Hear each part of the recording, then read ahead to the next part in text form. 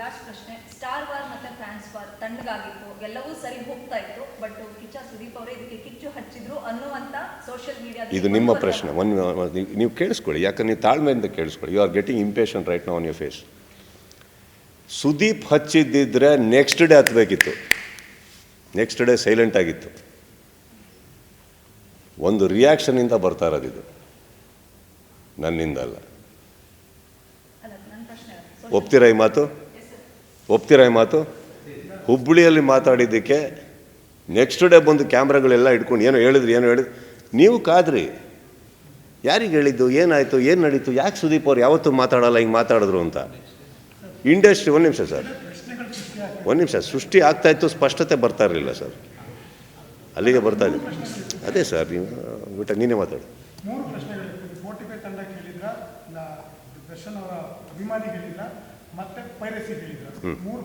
Okay, ಈಗ ನಿಮ್ಮ ಎಷ್ಟು ಮೆಚೂರ್ಡ್ ನೀವು?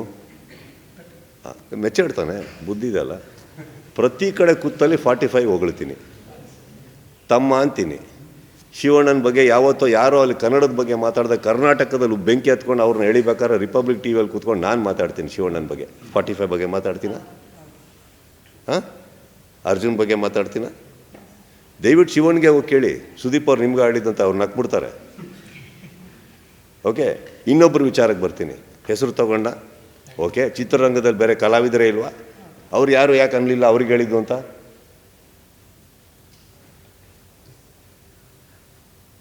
ಮೆಚೂರ್ಡ್ ಸರ್ ಹೇಳಿ.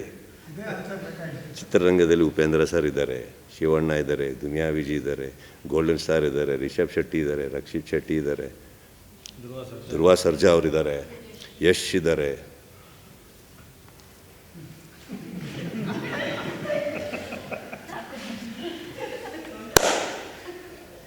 ಒಂದು ಗಂಟೆ ಮಾತ್ರ ಟಂಗ್ ಅಂತದೆ.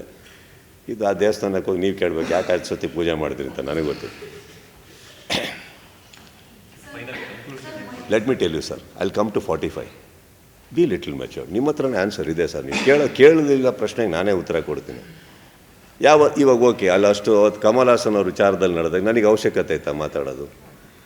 ನಾನು ಮಾತಾಡಿದೆ, ಅರೆ ಶಿವಣ್ಣ ನಮ್ಮ ಆಸ್ತಿ ಅಂದೆ ನಾನು. What you mean by that? ಅದು ನೀವು ಆ್ಯಕ್ಚುಲಿ ಪ್ರಶ್ನೆ ಕೇಳೋ ಎಲಿಜಿಬಿಲಿಟಿನೇ ಇಲ್ಲ ಸರ್ ಯಾರಿಗೂ. ಅವ್ರನ್ನ ಎತ್ತಿಡ್ತೀವಿ ನಾವು, ಯಾವಾಗಲೂ ಅಷ್ಟು ಪ್ರೀತಿಸ್ತೀವಿ ನಾವು ಅವ್ರನ್ನ.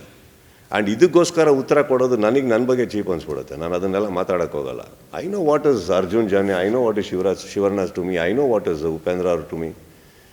ವೈಯಕ್ತಿಕವಾಗಿ ಸಿನಿಮಾ ಅಂತ ಬಂದಾಗ ಬಿಸ್ನೆಸ್ ಮಾಡಬೇಕು, ನಮ್ಮದು ಉಳಿಬೇಕು ಅನ್ನೋ ಪೈಪೋಟಿ, ಇದೆಲ್ಲ ದೊಡ್ಡದವ್ರು ಹೆಲ್ತಿ. ಹಾಗಂತ ನಾನು ಯಾವತ್ತೂ ಬಿಟ್ಕೊಟ್ಟೇ ಇಲ್ಲಲ್ಲ ಅವ್ರನ್ನ. ಪೈರಸಿ ಬಗ್ಗೆ ಅದು ಮಾತಾಡೋ ಅಧಿಕಾರ ನನಗಿಲ್ವಾ? ನನ್ನ ಸಿನಿಮಾ ನಾನು ಕಾಪಾಡ್ಕೊಂಬಾರ್ದ?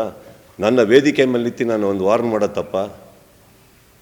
ಈಗ ನಾನು ಕೇಳ್ತಾ ಇದ್ದೀನಿ, ಎಲ್ಲೋ ಅವ್ರು ಹೇಳಿರೋದಕ್ಕೆ ಈ ಥರ ಹಿಂಗೆ ಅನ್ಬೇಕಾದ್ರೆ ದಯವಿಟ್ಟು ನೀವು ಸ್ಪಷ್ಟತೆ ಅಲ್ಲಿ ತೊಗೊಳ್ಳಿ, ಯಾರಿಗೆ ಹೇಳಿದ್ದು ನೀವು ಅಂತ.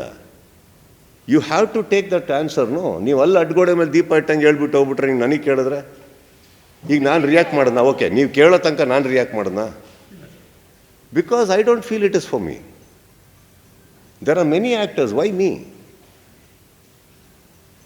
ಕರೆಕ್ಟ್.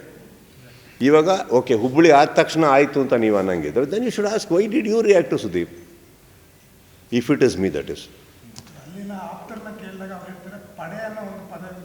ಯಾಕೆ ನಮ್ದು ಪಡೆ ಅಲ್ವಾ? ನಂದು ಪಡೆ ಅಲ್ವಾ?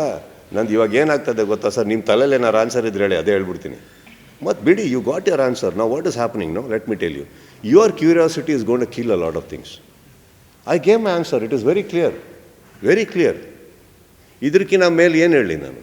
I am giving very clear. ನಾನೇ ಹೇಳ್ತಾ ಇದ್ದೀನಿ, ದಯವಿಟ್ಟು ಹೋಗಿ ಕೇಳಿ ಯಾರಿಗೆ ಹೇಳಿದ್ದು ಅಂತ.